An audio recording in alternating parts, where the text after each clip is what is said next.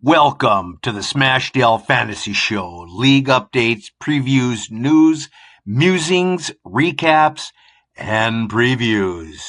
Enjoy the show. All right, welcome to today's show here. On this episode of the Smashdale Fantasy Show podcast, we're going to go over Game 5 recaps. Game 5 recaps. So here we are. We're going to go ahead and get right into it.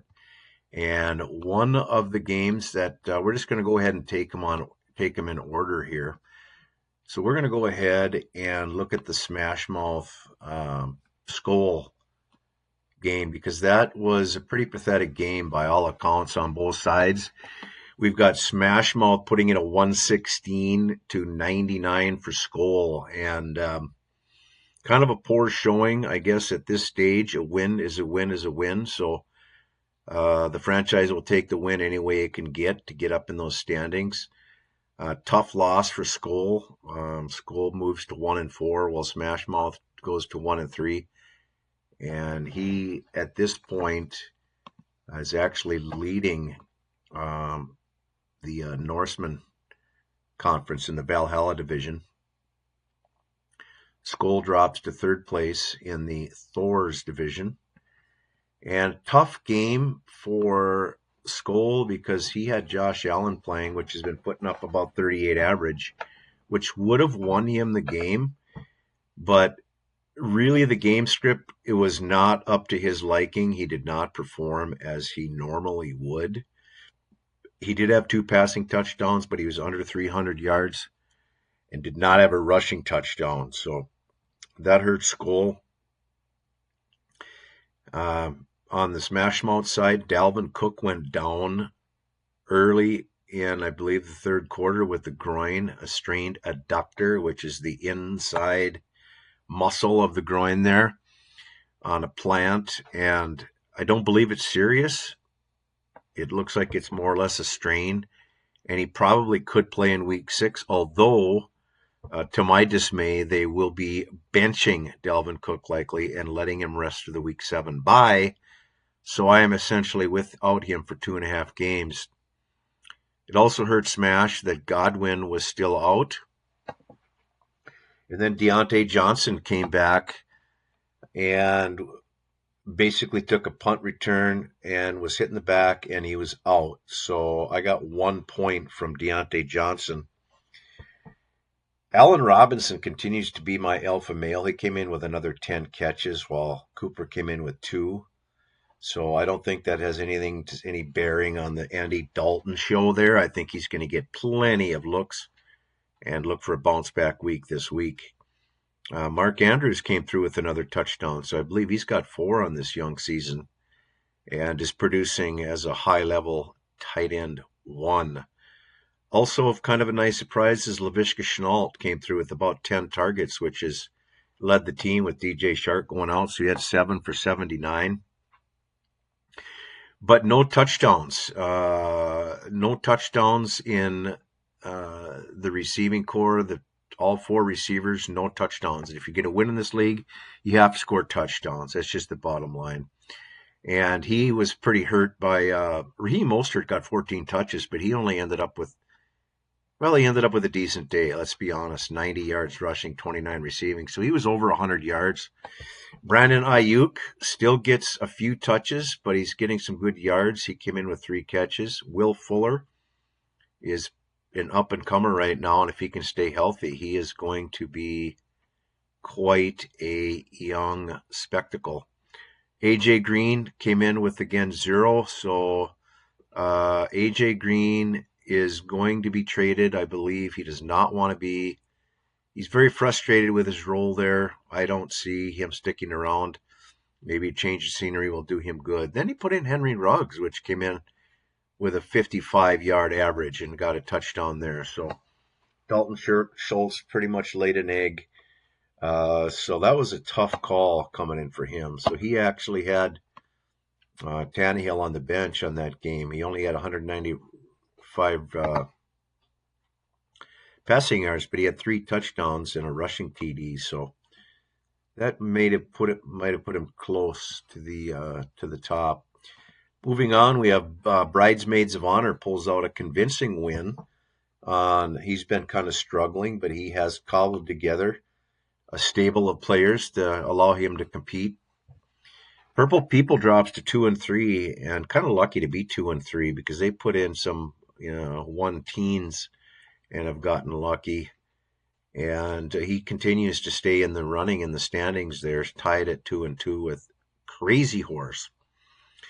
Now he has a conundrum, Bridesmaid. Speaking of, Teddy Bridgewater rolled in with 300 yards and 2 passing touchdowns, which brought him a nice 28-6 there. And he did not run out Kirk Cousins, which is a good thing because he had a fumble lost. He had an interception. I thought it was 2 interceptions there. It only shows 1. I guess that was a turnover nonetheless. He's been rolling out Daryl Henderson, and he says he's not making any changes. That's it. Daryl Henderson came in with a receiving and a rushing TD, so he continues to see run along with Cam Akers. Joshua Kelly got 13 touches, but he couldn't do anything with them at all against New Orleans. He came in with 38 total yards with a 5-point game. Now, his receivers are still stout, and that's kind of what's been carrying his squad. Hopkins came in with almost 30. Ridley came in with almost 30. And then he's got Devontae Parker came in with a nice wide receiver 2 game there as well. Looking over on the purple side, he is somewhat hemorrhaging at quarterback. He does have Derek Carr, but he trotted out Daniel Jones against Dallas. Daniel Jones actually played a good game. Didn't have any touchdowns, no rushing yards. He lost a fumble, and he came in with a 12-point game, so that hurt him. James Conner really didn't do much either against Philadelphia, surprisingly, came in with 16. Josh Jacobs continues to get the touches. He got 25 touches in that game, including 2 rushing touchdowns, so he's clearly an RB1. Then he's got Gallop, Tyree Kill, and Mclaurin. Now, Gallop came in with a 4 for 73, and he's real streaky. You don't know if you're going to get production out of him or not. So he's a decent flex play, but you just don't know. Tyree Kill came in with a modest game by his standards. He came in with another rushing TD, and he got 3 rushes and 3 receptions. So they're starting to use him in the running game. I'm surprised he didn't get any more action. With this, it was a 40-32 game. And then Terry McLaurin, who's definitely a wide receiver 2 here in this league, and he came in with a 3 for 26 and just wasn't able to produce. The bottom line is the quarterback play. Who knows what's going on in Washington there? Haskins is out. They've got Kyle Allen. Now they brought in Smith. Kyle Allen's coming back. Nothing to really brag about there. And then he's got Mo Alley Cox. And with Jack Doyle back, Cox didn't get any looks whatsoever in that game. So he essentially struggled on Sunday, and his bench looks like he's got Derek Carr, so he actually could run out Carr.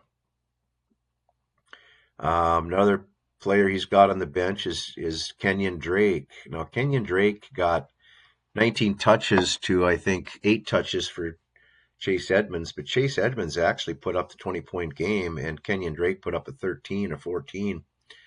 Averaged about 3 yards a carry, which is his norm this year. Kenyon Drake, I would be concerned if I was a Kenyon Drake owner, because the bottom line is that Chase is the more valuable play, even as a standalone flex. So he's fading, Kenyon Drake is, so we'll have to see what time brings there.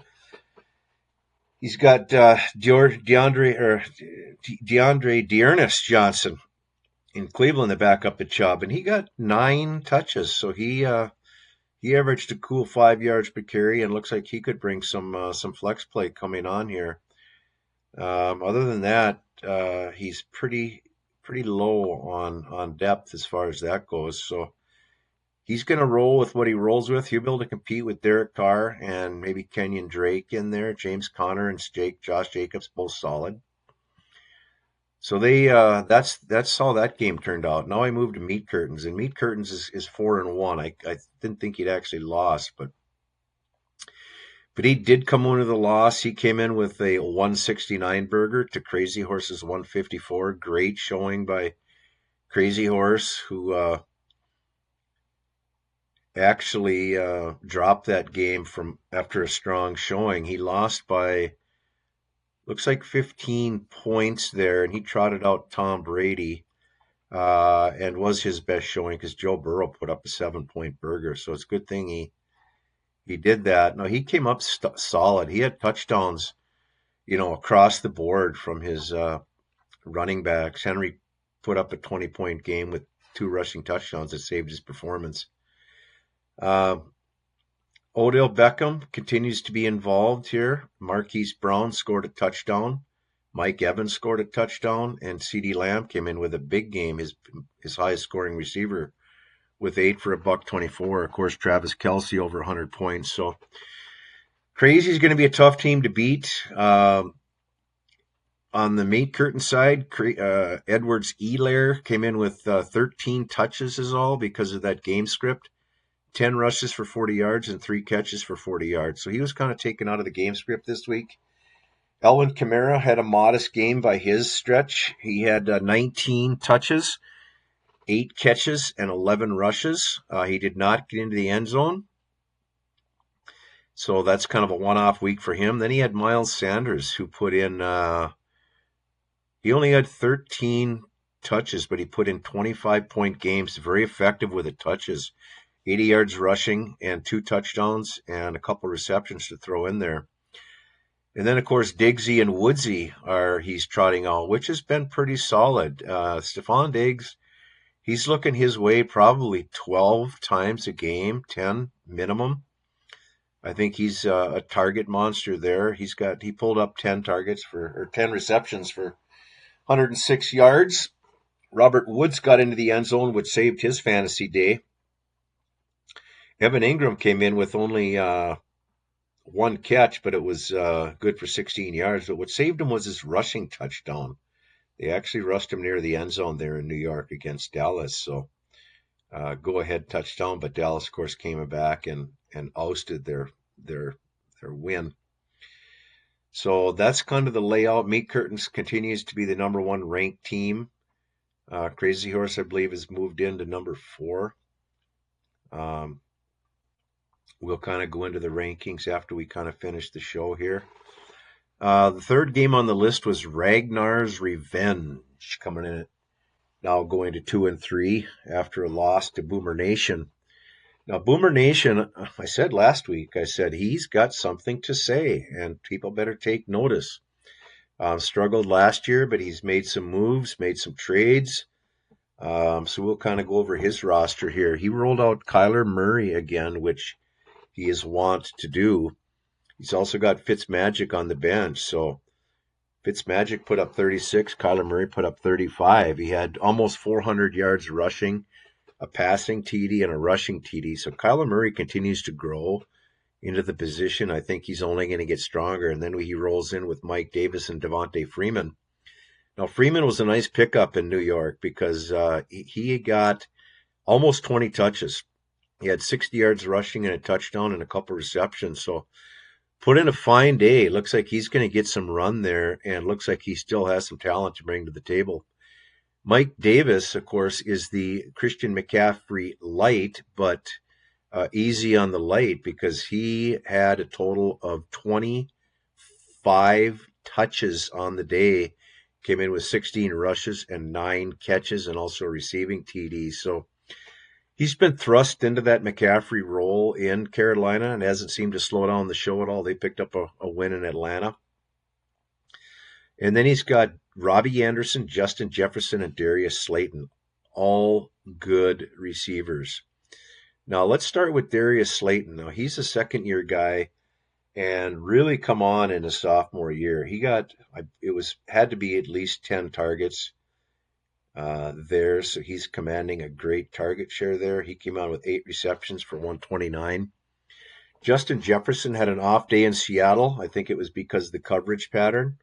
So he had an off day there. Otherwise, his score would have been even higher. And Robbie Anderson Came in again with 8 for 112. Robbie Anderson is an every week RW1 starter. So he's got a good stable here. Boomer Nation is here to stay. He comes in with Jimmy Graham, too, who happened to pitch in with a touchdown. Now, on the Ragnar side, he came in with Dak Prescott, which hurt him. But even if Dak would have put up 40 points, he still would not have won the game. So let's take a look here. Dak Prescott out for the year with a gruesome, crippling injury. Now, I know how it feels to be crippled, and he is indeed crippled with a compound fracture that also went through the skin, so there's a risk of infection there, as we know with Alex Smith history. Hopefully he'll come back well. You really hate to see that for any top-line players. It hurts the competitiveness of our league, and it hurts the NFL too, so we wish Dak Prescott a speedy return.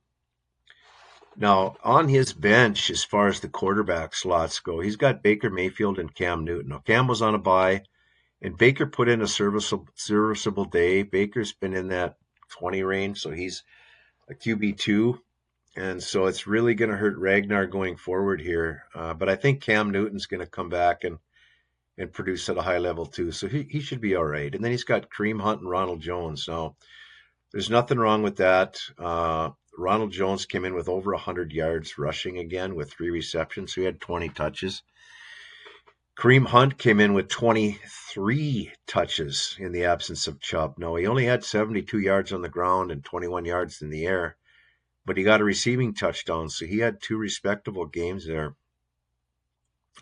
Then he comes in with T.Y. Hilton, Jarvis Landry, and Hunter Renfro, where you can see that's his weaknesses. Neither one of them scored and put in modest days at that. So George Kittle did not show up with only 4 catches in his game against Miami, which is surprising because they got absolutely throttled 43-17. So Boomer Nation here to stay, 2-3, working his way back, and Ragnar drops to 2-3. Moving on to an interesting game here now with CC Fall Guy upping his record to 3-2. Definitely competing against Half Chubb, or Chubbless as we like to say here on the program. 132-119. Now what hurt Chubb is Lamar Jackson, less than 200 yards passing and only 2 rushes for 3 yards. So an extra 15 points would have put him in for the win. So I think that's what cost him his game. He rushed out 4 in his stable of running backs, which is odd for him, but he's going running back heavy. He ran out Antonio Gibson, Todd Gurley, David Johnson, and of course the rookie James Robinson. Now, starting with Robinson, he had 18 touches in that game, and that loss to Houston. He came in with 48 yards receiving, which is low for him. 5 catches, and he lost a fumble, so that's hopefully nothing to be concerned about there. David Johnson came in with 19 touches in that win, and he had almost 100 yards and a couple receptions, so that would have upped his game a little bit had he reached that 100-yard plateau. Todd Gurley came in. Washed up? What's that all about? 14 carries, 4 received. He had 18 touches, which is good for Gurley. He got into the end zone. He showed his that he still got some run with a 35-yard scramble to the yard and put in 121 yards rushing. So Todd Gurley, great play here. So I think he's going to run that out probably on a semi-regular basis. But keep in mind, he's not hurting at the receiving core either. He's got Tyler Boyd, who I still think is the RW2. He happened to put up a bit of a clunker this week, but they were absolutely out of the game script in Baltimore. Not a lot of passing going on. So 4 for 42 actually is a pretty good day considering that game. Then he comes in. Look at Gabriel Davis coming in with probably 8-9 targets behind the Diggsy. Definitely had a great first half. The second half, they went to Cole Beasley. I think Cole Beasley had 6 catches on the first 2 drives. But Gabriel Davis, definitely kind of a flex play coming in here. But he's got Julian Edelman on bye.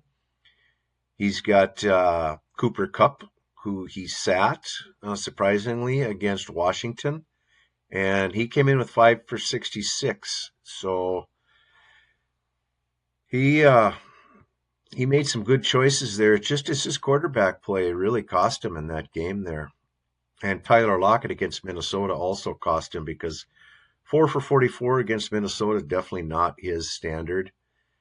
Then we come in with Justin Herbert starting for CC Fall Guy. Great pickup. He came in with 31 points, not quite 300 yards, but he had 4 touchdowns. The second half, virtually non-existent, or he would have easily put up a 40-point game for Justin Herbert.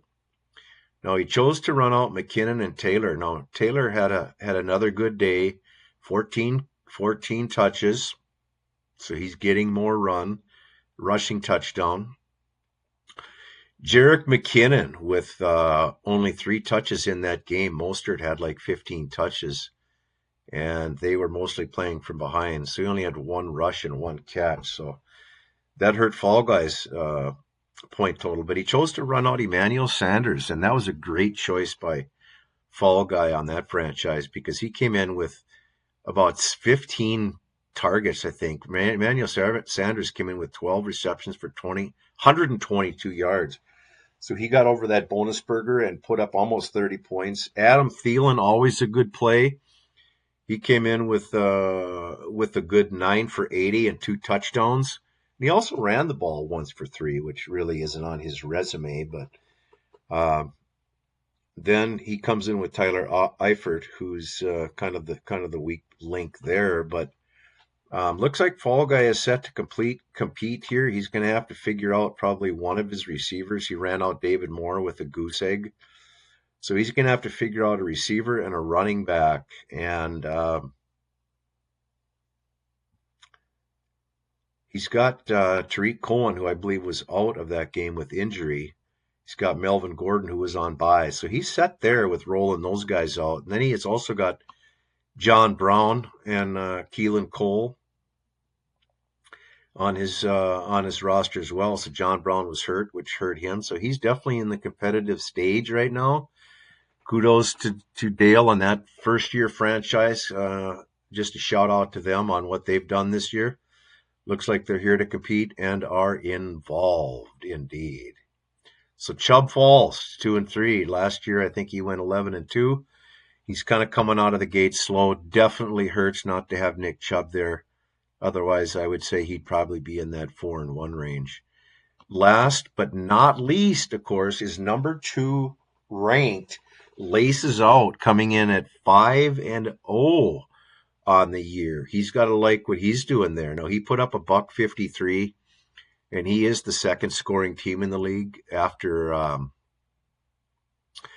Meat, and then followed by Smash. Just Win Baby goes to 2-3. Now, he's been competing as well. He's got something to say about his squad. Now, starting with Laces Out, he's got, of course, Homeboy. Now, Homeboy put in a 340 with 2 touchdowns, rushed for a touchdown, put in 38 points. Typical Mahomes day. Zeke Elliott had a real solid day there. Joe Mixon, although he got 31 touches. Yes, 31 touches. Pretty much getting pummeled. They tried to do anything they could against Baltimore, but he had 24 carries for only 59 yards against that Baltimore defense. Tough defense. But yet he pitched in with 6 carries for 35 yards. So he tallied a decent day overall. Then all of his receivers and his tight ends scored touchdowns. And that's what you have to win, folks. Keelan Allen only had 2 catches, but he did get hurt, but he got into the end zone. Otherwise, he'd have had a bigger day. DK Metcalf, what can we say? Dominant performance as usual, 6 for 93 and 2 touchdowns.